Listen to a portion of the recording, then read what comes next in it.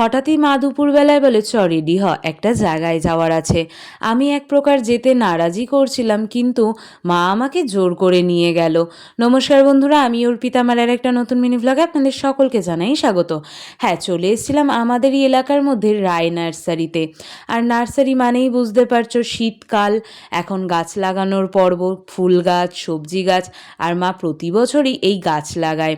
আর এই যে তারপর দেখো এখানে মা বাগানে ঘুরে ঘুরে দেখছিল কি কি গাছ নেবে। আর জানো তো, এই জায়গাটা এসে এত ভালো লাগে, মন প্রাণ যেন জুড়িয়ে যায়। চারিদিকে সবুজে ভরা গাছপালা, এত সুন্দর পরিবেশ, আর তার সাথে রং বেরঙের ফুল গাছ, আর এত ভালো লাগছিল। আর দেখো জবা ফুলের রঙটা কি মিষ্টি।